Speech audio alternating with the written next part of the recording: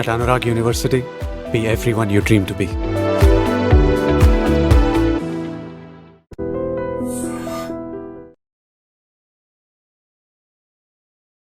నమస్తే అమ్మా. నమస్తే తల్లి. అమ్మ, మొన్న ఈ మధ్య ఒక ఆర్టికల్ చదివాను. సింగిల్ మదర్, ఆవిడ మీద మీరు సింపతి చూపించొద్దు, ఆవిడ స్ట్రాంగ్నెస్ ని గుర్తించండి చాలు అనేది.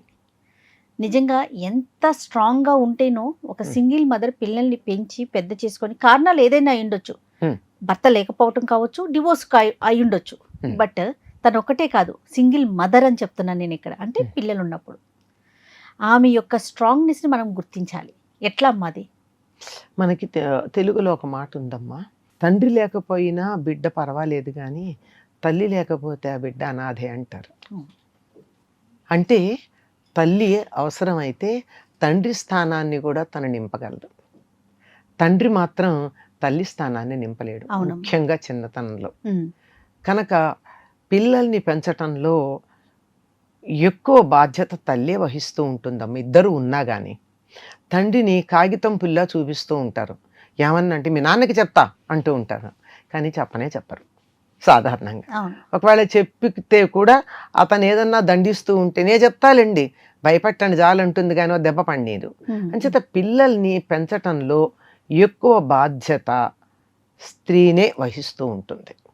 అంచేత భర్త లేకపోయినా భర్తతోనే జీవితం అనుకున్నటువంటి స్త్రీ కూడా పిల్లల కోసం బతుకుతుంది, బతికేదే పిల్లల కోసం. అట్లాంటప్పుడు మొత్తం తల్లి బాధ్యత తండ్రి బాధ్యత రెండూ తీసుకుని తానే వాళ్ళని పెంచటం జరుగుతుంది. ఇక్కడన్నా నే కాగితం పులి లేదు, అంచేత నాన్నకి చెప్తాను అని బెదిరించే పరిస్థితి లేదు. కనుక బెదిరించకుండానే అన్నీ తానే చేయడం, ఈ బెదిరించటానికి ఒక లక్ష్యం చూపించడానికి కూడా లేని పరిస్థితి అన్నమాట. పిల్లల్ని భయపెట్టడానికి కూడా ఒక అవకాశం లేదు. సాధారణంగా మనకు ఒక మాట అంటారు, నెనరు న్యాయము అని. తల్లి ప్రేమగా చూస్తే తండ్రి కొంచెం న్యాయంగా చూస్తాడు. అంటే ప్రేమని దాటి మరీ మంచి చెడు చూస్తాడు.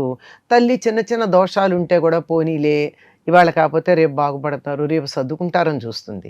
తండ్రి ఎంతసేపు ఎక్కడికక్కడ వాళ్ళని సరిదిద్దాలని ప్రయత్నం చేయడం ఉంటుంది. ఈ సరిదిద్దే బాధ్యత కూడా తానే తీసుకోవాల్సి ఉంటుంది. ఈ రెండూ కలిసి చేస్తూ తను ఒంటరి జీవితాన్ని గడుపుతూ అందరూ జంటగా ఉంటే ఎక్కడన్నా జంటను చూడగానే ఈవిడ మనసుకు కొంచెం కష్టమే కలుగుతుంది. నాకు అవకాశం లేదే, ఆ అదృష్టం లేదే అని. పిల్లల్ని పెంచటంలో చాలా కష్టపడాల్సి ఉంటుంది. కాంపెన్సేటరీ లెంగ్తెనింగ్ అని ఒక మాట ఉంది. అంటే ఏదైనా ఒక లోపం ఉంటే ఆ లోపాన్ని పూర్తి చేయడానికి మరొక అవయవం ఎక్కువ శక్తివంతంగా ఉంటుంది. ఉదాహరణకి గుడ్డి వాళ్ళకి చెవులు బాగా పనిచేస్తాయి. ఎస్, అవునమ్మా, కదా. అలా ఒక్కొక్కటి వాళ్ళు అసలు ఎక్కడో అంత దూరంలో ఎవరైనా వస్తుంటే కూడా అడుగులు చప్పుడు గుర్తుపట్టేస్తారు. అట్లా ఒక అవయవం తగ్గింది, ఒక ఇంద్రియం లేకపోతే ఆ శక్తి కూడా రెండో ఇంద్రియానికి వచ్చేస్తుంది. ఆ విధంగా తండ్రి లేని పిల్లల్ని తల్లి తానే తండ్రి స్థానంగా అది కూడా తానే పొంది పెంచుతూ ఉంటుంది. ఈ సమయంలో నిజంగా మీరన్నారు 2 రకాలు అని కదా. ఒకటి భర్త చనిపోయి అప్పుడు కనీసం ప్రపంచం సానుభూతి ఉంటుంది. సానుభూతి ఉన్న ఆవిడ మీద జాలి పడడం కాదు, ఆవిడికి సహాయం చేయడం. పాపం ఒక్కతే చేసుకుంటోంది, భర్త లేడు, తండ్రి లేని పిల్లలు, ఏదన్నా సహాయం చేద్దామని కొంత సహాయం చేస్తారు. అదే మీరు అన్నట్టు రెండో పద్ధతి ఉంది, డైవర్స్ దగ్గరికి వచ్చేప్పటికి మాయరోగమా అనేటటువంటి అభిప్రాయం సమాజం నుంచి ఉంటుంది. సమాజం నుంచి ఉంటే కూడా తట్టుకుంటారమ్మా. డైవర్స్ తీసుకునే వాళ్ళు 100కి 90 మంది అటువంటి ధైర్యం కలిగిన వాళ్ళే తీసుకుంటారు. కానీ ఎక్కడ దెబ్బతింటారో తెలుసా? పిల్లలు కూడా ఆ మాట అంటే దెబ్బతింటారు. అవునమ్మా. పిల్లల నోట్లో నుంచి నువ్వు సర్దుకుపోతే నాన్నతో సరిపోయేది కదా అని ఒక్క మాట పిల్లల తగ్గించి వింటే మాత్రం ఆ తల్లి నిజంగా అప్పుడు చచ్చిపోతుంది, ఆ మాటగా చచ్చిపోయినట్టే. అలా లేకుండా పెంచగలగడం అన్నది, ఆ అభిప్రాయం కలగకుండా పిల్లలకి పెంచాలి. అన్ని రకాల సౌకర్యాలు ఇవ్వడంలో ఏమాత్రం తక్కువ చెయ్యదు. ఎందుకంటే పిల్లలు లోటు అనుభూతి చెందుతారేమో, ఫీల్ అవుతారేమో అని. ఆ ఫీలింగ్ రాకుండా ఉండడానికి ఇద్దరూ ఉండి కొన్ని సౌకర్యాలు ఇవ్వలేకపోవచ్చు, కానీ ఇద్దరూ లేకపోతే తండ్రి ఉంటే ఈ సౌకర్యం మాకు కలిగేదేమో అని పిల్లలు అనుకోవడానికి వీలు లేకుండా అది కూడా సమకూరుస్తుందండి, ఇంకా ఎక్కువ బాగా చేస్తుంది. కానీ ఎక్కడ ఇబ్బంది పడుతుందంటే స్కూల్లో పిల్లలు చిన్నపిల్లలు అయినప్పుడు స్కూల్లో పేరెంట్ టీచర్ మీటింగ్ లాంటివి పెట్టినప్పుడు అందరూ అమ్మా నాన్నలు వస్తే ఈ పిల్లలకి అమ్మ ఒక్కతే వెళ్ళినప్పుడు ఆ లోటు పిల్లలు ఫీల్ అవుతారు. తను ఎలాగో ఫీల్ అవుతుంది, అందులో అనుమానం ఏం లేదు. కానీ పిల్లలు ఫీల్ అయ్యి ఎక్స్ప్రెస్ చేశారనుకోండి, అప్పుడు తల్లి బాధపడుతుంది తప్ప మిగిలినప్పుడు కాదు. కనుక ఆ బాధ కలగకుండా చూడవలసినటువంటి బాధ్యత ఏ పరిస్థితుల్లో ఆవిడ ఒంటరిగా జీవించాల్సి వచ్చింది అని అర్థం చేసుకుని చుట్టుపక్కల వాళ్ళు, సమాజము, ముఖ్యంగా ఆ అమ్మాయి తల్లిదండ్రులు, దగ్గర బంధువులు, అన్నదమ్ములు, అక్క చెల్లెళ్ళు, ఎవరు సిబ్లింగ్స్ వాళ్ళు ఉంటారే, వాళ్ళు ఆ పరిస్థితి రాకుండా చూడాలి.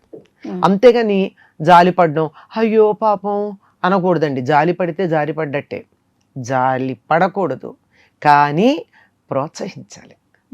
కావలసినంత, అసలే శక్తి లేకపోతే చేయలేదు, శక్తివంతంగానే ఉండి చేస్తోంది, కానీ ఆ శక్తికి మరి కాస్త బలోపేతం చేసేటట్టుగా భుజం తట్టడం, ప్రోత్సహించటం, అవసరమైనప్పుడు నాకు గతి లేక వీళ్ళ సహాయం తీసుకుంటున్నాను అన్న భావన రాకుండా వీళ్ళు సరదాపడి సహాయం చేసినట్టు చేయాలి.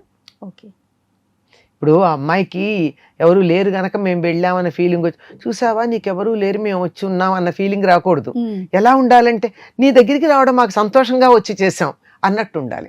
ఆ రకమైనటువంటి ధైర్యం సమాజం ఇవ్వగలిగినట్టయితే సింగిల్ మదర్ పెద్ద సమస్య కాదమ్మా. ఎందుకంటే దీని గురించి ఆలోచించాల్సిన అవసరం ప్రస్తుత సమాజంలో కనపడుతోంది. అనేక కారణాలుగా యాక్సిడెంట్స్ అవ్వచ్చు, మొన్న ఈ మధ్య వచ్చినటువంటి కరోనా కారణం కావచ్చు, వీటి వల్ల సింగిల్ మదర్స్ ఎక్కువ మంది కనపడుతున్నారు ఈ కారణంగా. ఇది కాక ప్రస్తుతం సమాజంలో ఉన్న అనేక రకాలైనటువంటి దురలవాట్లంటామా, దురభిప్రాయాలంటామా, ఇది ఒక ఫ్యాషన్ లాగా అనిపించిన కొన్ని కారణాల వల్ల కూడా సింగిల్గా ఉండాల్సిన పరిస్థితి వస్తోంది. అవునమ్మా, తప్పట్లేదు. అటువంటప్పుడు ఈ రకమైనటువంటి సపోర్ట్ అవసరం. పూర్వం ఉండేవారమ్మా లేదా? చిన్నతనంలో భర్త పోతే పిల్లల్ని పెట్టుకుని పెంచిన వాళ్ళు ఎంతమంది లేరు? ఇంకా ఆ రోజుల్లో బయటికి కూడా వచ్చే పరిస్థితులు లేదు. అప్పుడు తప్పనిసరిగా అన్నదమ్ములు ఆదరించేవారు, తల్లిదండ్రులు ఉంటే తల్లిదండ్రులు, లేదా అన్నదమ్ములు ఉంటే వాళ్ళు దగ్గర పెట్టుకునేవాళ్ళు, లేదా కొంచెం వ్యక్తిత్వం అధికంగా ఉన్నటువంటి వ్యక్తి అయితే పక్కనే ఉంచి మంచి చెడులు చూస్తూ ఆ మేనమామలో మేనత్తలో తండ్రి స్థానాన్ని ఫిలప్ చేస్తూ ఉండేవారు. ఇప్పుడు అటువంటి పరిస్థితి లేదు. ఎవరికి వాళ్ళే వాటిని, ఆ ఖాళీలు ఏవైతే ఉన్నాయో వాటిని పూరించుకోవాల్సినటువంటి అవసరం వస్తుంది. కనుక ఆ పూరించేటటువంటి సందర్భంలో ఆత్మీయులైనటువంటి వాళ్ళు చేతనైనంత ఫిలప్ చెయ్యాలి, లేదంటే ఊరుకోవాలి, కానీ వాళ్ళని దిగజార్చకూడదమ్మా. పరిస్థితులు అట్లా వచ్చాయి. అవునమ్మా, రైట్. నమస్తే అమ్మా. నమస్తే అమ్మా. And for more videos, please subscribe to iDream. Please subscribe to iDream. Please subscribe iDream. And please subscribe to iDream. For more videos, subscribe to iDream. please like, share and subscribe to the channel. Congratulations, iDream. Subscribe to iDream. Subscribe to iDream. So subscribe to iDream Media. iDream ki iDream team andarki huge congratulations. Please subscribe iDream Media. Please subscribe to iDream. Subscribe iDream. Please subscribe to iDream. iDream అంటే నా కళల ఛానల్ను subscribe చేసుకున్న నోరు తిరుగుతలేదు, మీరైతే గంట గుర్తు కొట్టండి. For more such videos, please subscribe to iDream. Subscribe to iDream. Please subscribe to iDream. Please subscribe iDream Media. Please do subscribe to iDream. Please subscribe to iDream Media. For best entertainment and information, please subscribe iDream. And don't forget to subscribe to iDream.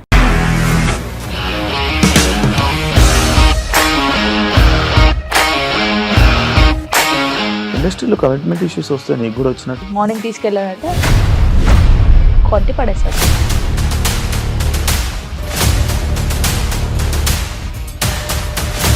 ఒక్కళ్ళు కూడా చూడలేదు ఈ cinema అని చెప్పడానికి కూడా చాలా ధైర్యం కావాలి. అది నిజం కదా, దాంట్లో ధైర్యం ఏంటి? నెక్స్ట్ డే ప్లేట్ మార్చేస్తే తప్పు కదా. As of now we are comfortable this అని నేను అనుకుంటున్నాను. రష్మిక గారిది మీది ఒకే ఊరు అంట కదా? నీకు కోపం వచ్చిందంటే బాగా తిట్టేత్తరా? తిట్టేద్దామండి.